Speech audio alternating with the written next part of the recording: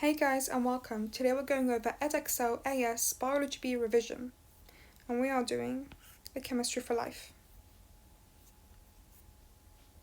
So, ionic and covalent bonding. Biology is the study of living things, but living things are made up of chemicals. If you understand some of the basic principles of chemistry, you will also develop a much better understanding of biological systems. The chemical bonds within and between molecules affect the properties of the compounds they form. This in turn affects their function within the cell and organism. The single basic unit of all elements is the atom. When the atoms of two or more elements react, they form a compound. An atom is made up of a nucleus containing positive protons, and neutral neutrons, surrounded by negative electrons. We model these electrons as orbiting around the nucleus in shells. So you've already done this in GCSE about atoms and elements. But just a quick note. We've got neutrons, even though they're neutral, because in the nucleus we've got all positive protons. So actually what would happen is if you put two positive things together, they would actually repel, and they would all the protons should all leave the nucleus. But this doesn't happen because we've got all neutrons there, and that neutralizes the positive charges, and so the protons don't repel. Okay. So, however, most atoms do not have When an atom has a full outer shell of electrons, it is stable and does not react. So once again, you would have known about the helium and hydrogen. They would have a full outer shell of 2 electrons, and the rest will have an 8 electrons full outer shell. However, most atoms do not have a full outer shell of electrons. In chemical reactions, they are involved in changes that give them a stable outer shell. There are 2 ways they can achieve this. Ionic bonding. The atoms involved in the reaction donate or receive electrons. The atom or part of the molecule gains 1 or more electrons and becomes a negative charge, anion. The other atom or part of a molecule loses 1 or more electrons and becomes a positive ion, cation. Strong forces of attraction called ionic bonds hold the positively charged ions together. Okay, so you have also done this in GCSE, but ionic bonds occurs between a metal and a non-metal. So here, the sodium is the metal and the chlorine is the non-metal. And the metal is always the one that gives the electrons, whereas the non-metal is always the one that accepts the electrons. And so you can see that sodium has 1 electron in its outer shell, and it will give that to chlorine, which has 7 in its outer shell. So what happens is now sodium has lost that outer shell, which had 1 electron, to go to its so now you would not draw it in because the shell is empty, and instead you would only draw the 2 shells with the outer shell having 8, and now chlorine has gained the electron, and so it will have 8 in its outer shell. And because the electron is negative, we draw as 1 minus, because that shows a negative charge gained, whereas sodium will draw a 1 plus, because when it loses that 1 electron, it's lost that 1 negative charge. Again, you would have all done this. Covalent bonding. The atoms involved in the reaction share electrons. Covalent bonds are very strong and the molecules formed are usually neutral. However, in some covalent compounds, the molecules are slightly polarized. The electrons in the covalent bonds are not quite evenly shared. This means the molecule has a part that is slightly negative and a part that is slightly positive. This separation is called a dipole, and the tiny charges are represented as delta positive and delta negative. The molecule is described as a polar molecule. This polarity is particularly common if 1 or more hydrogen atoms are involved in the bond. Okay, so first you would have done what a covalent bond is, and that occurs between a non-metal and a non-metal. Right, so you would have done this. The new thing here, so for some of you, would have been the polarity. Okay, so what this is if you would come across this in AS if you're doing chemistry as an A level. If not, you would come across this in biology, but as this only.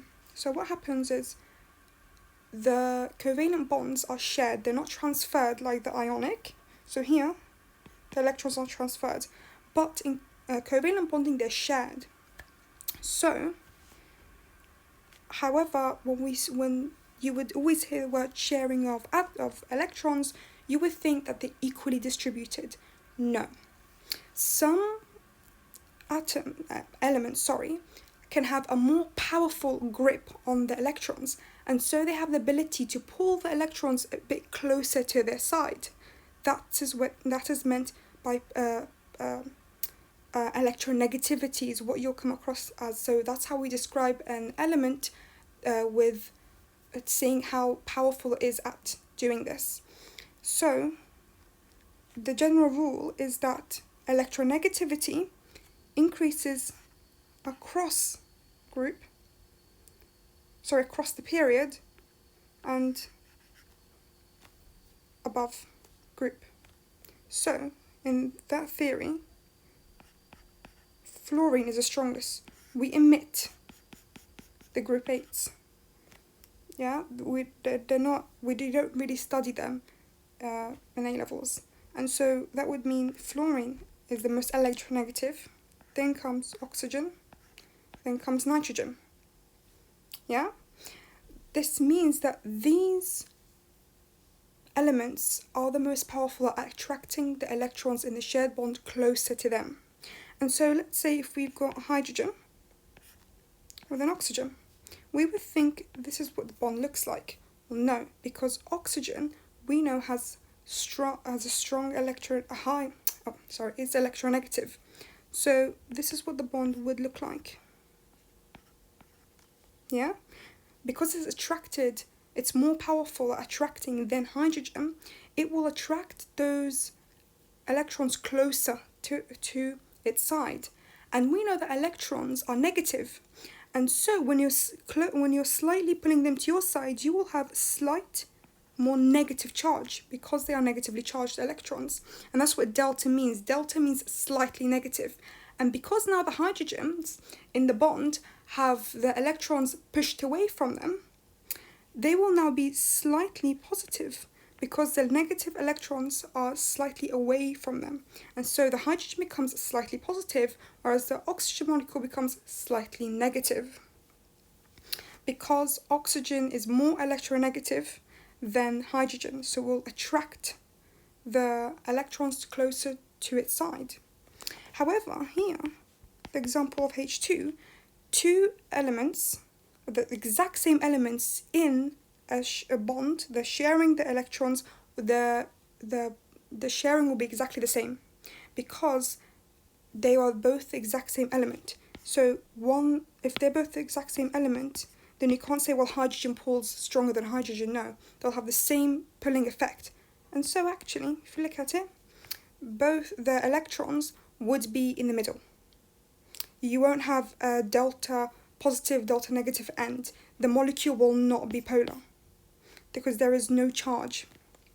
But in things that are in elements that are electronegative, you will find a charge occurring like this. Similar if it was the nitrogen, this will be delta negative, delta positive. If it was chlorine, which you know is over here, delta negative and delta positive. And this is how you get these attractive bonds, which you will come into later on, mostly as hydrogen bonds. But now moving on. The importance of inorganic ions. When ionic substances are dissolved in water, the ions separate. Cells are 60 to 70% water, and so in living organisms, most ionic substances exist as positive and negative ions because the water separates them out. And so let's say if we got NaCl, yeah, that's positive and that's negative. And we know, we've just said it through here, that actually water has a charge. Delta negative, delta positive, delta positive. So you'll see that the minuses will cluster around the sodium, whereas the hydrogens,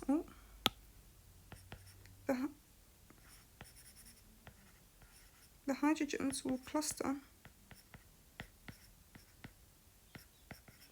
around the chlorines or chlorides, and so actually the bond breaks because it separates it out, and that's why they dissolve.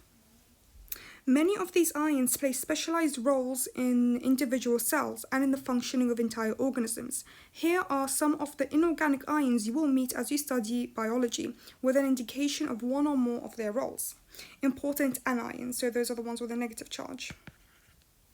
Nitrate ions, needed in plants for the formation of amino acids and therefore proteins from the products of photosynthesis, and also for the formation of DNA. Phosphate ions, needed in all living organisms including plants and animals in the formation of ATP, so adenyl triphosphate, and ADP, as well as DNA and RNA. So remember, when you're going to move on, you're going to notice that the phosphate is found directly attached in the nucleotides and DNA. Chloride ions, needed in nerve impulses and many secretory systems. Hydrogen carbonate ions, needed for buffering the blood to prevent it becoming too acidic.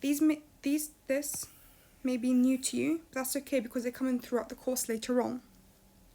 Important cations, sodium ions needed in nerve impulses and many secretory systems. Calcium ions needed for the formation of calcium pectate for the middle lamella between two cell walls in plants and for the bone formation and muscle contraction in animals.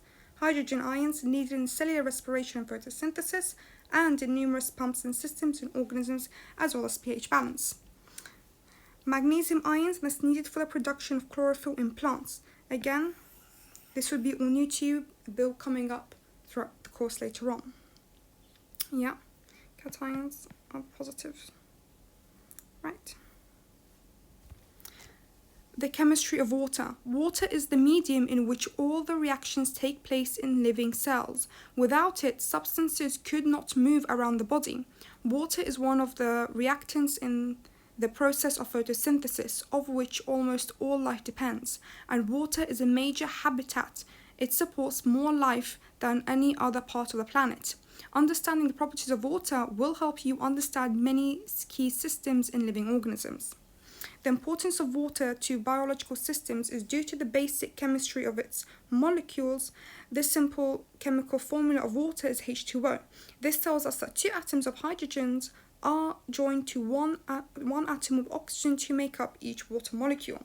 However, because the electrons are held closer to the oxygen atom than to the hydrogen atoms, water is a polar molecule. So that's electronegativity right there. One of the most important results of this charge separation is that water molecules form hydrogen bonds.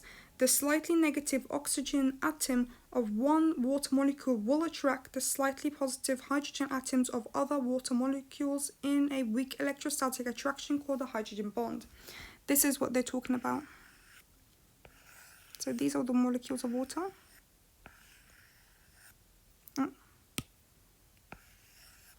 So here you can see that it's a slightly positive hydrogen, so it's attracted to the slightly slightly negative oxygen, and the slightly negative oxygen is attracted to the slightly positive hydrogen, and so that weak attraction is a hydrogen bond. This means that the molecules of water stick together more than you might otherwise expect, because although each individual hydrogen bond is weak, there are a great many of them. Water has, so because there's many of them, makes it strong. Water has relatively high melting and boiling points compared with other substances that have molecules of similar size. It takes more energy to overcome the attractive forces of all the hydrogen bonds. Yes, because other substances might not have hydrogen bonds, and so it will take less to melt and boil. Hydrogen bonds are an important concept in biochemistry. For example, they play an important part in protein structure and the structure and functioning of DNA. You'll come across this later on, but it's telling you that basically DNA looks like this, but it's held together because of these weak hydrogen bonds. And so if you were to break the hydrogen bonds, the DNA will unravel. Right. The importance of water. The properties of water make it very important in biological systems for several reasons. Water is a polar solvent. Because water is a polar molecule, many ionic substances like sodium chloride will dissolve in it. Many covalently bonded substances are also polar, and they too will dissolve in water, although they often do not dissolve in other covalently bonded substances such as ethanol. As a result, most of the chemical reactions within a cell occurs in water. So it's an aqueous solution. It's just telling you how water is a polar solvent, and so a lot of things can dissolve in it. And so if it dissolves in it, then you would find that a lot of reactions occur in it. Water is an excellent transport medium because so many different substances will dissolve in it. Water also carries other substances such as starch that form colloids rather than solutions. Okay, so the word colloids here is just telling you that it's not going to actually fully dissolve in it. But so water is not going to allow the starch, which you're going to later on find out, it's just a storage, so it's a food storage for plants. So it's not going to dissolve in the water, but it will remain in the water and will be transported from one place to another in the plant. As water cools to 4 degrees, it reaches the maximum density. As it cools further, the molecules become widely spaced, so the water molecules are spacing away from each other. As a result, ice is less dense than water and floats, forming an insulating layer and helps to prevent the water underneath it from freezing. So if you've got a lake, and so this is your lake, then this bit, when it first freezes, is going to rise up to the top. And so what happens is you've got all this frozen, but this is still water. All underneath it is water. Hence why if you walk on a frozen lake and it will break, you will fall down in the water because it's not all fully frozen. And that's good because it helps insulate the water, so the bottom water is not frozen and it's not extremely cold, nor is it extremely hot. And so actually what happens is that even in frozen climates, then fishes can still survive. The water is not going to fully freeze because of this insulating layer, so it maintains the habitat. It also melts quickly because it is at the top, exposed to the sun. It is very unusual for the solid form of a chemical to be less dense than in the liquid, but as a result of this unusual property, organisms can live in water even in countries where it gets cold enough to freeze in winter. Water is slow to absorb and release heat. It has a high specific heat capacity. So what that means is that the temperature of water doesn't easily change. So you've noticed that in really hot days it does not evaporate in lakes, and in really cold days it does not fully freeze in lakes. So that's what it means, high specific heat capacity. So it has the ability to maintain its liquid form in hot and cold water, hot and cold temperatures. The hydrogen bonds between the molecules means it takes a lot of energy to separate them, and that is why it doesn't fully freeze or evaporate, but maintains a liquid. This means the temperature of large bodies of water, such as lakes and seas, does not change much throughout the year, making them good habitats for living organisms. Water is a liquid, and so it cannot be compressed. This is an important factor in many hydraulic mechanisms in living organisms. So it has its shape. Water molecules are cohesive. The forces between the molecules mean they stick together. So as water molecules stick to other water molecules, you don't find them repelling each other. They all bond together. This is very important for the movement of water from the roots to the leaves. Okay, so this is the roots, and this is the leaf. And we want water to travel up. If water wasn't cohesive, then it will break apart. And so actually, if it's broken apart, then it cannot go up to the leaves. So it's like sucking through a straw. All the water will come up together at once, and that's what helps it go up, because the water molecules are all joined together, so you don't have this interruption of the supply of water. You will have, when you suck through a straw, water coming up in perfect amounts, no holes or air in between. Water molecules are adhesive. They are attracted to other different molecules. This is also important in transport systems and in surface tension. Okay, so seeing this again, I told you through the straw you can suck up the water. However, adhesion means that the water molecules can also stick to the sides of the straw and can help it go up. So in the plants, this was a stem, the water molecules can grip to the side of the stem, and you've got the water molecules here as well. So actually water is stuck together, so it's cohesion, and it sticks to the side of the stem, that's adhesion, and together it is attracted up to the leaves. Same thing with the straw. So actually the water molecules are cohesive, so they stick to each other, and they're adhesive, they stick to other surfaces. So sometimes if you wash your hands and you see the water still remains to your hands, it does not slip off your hands. You'd have to dry your hands off in order to remove the water. Water has a very high surface tension because the attraction between the water molecules, including hydrogen bonds, is greater than the attraction between the water molecules and the air.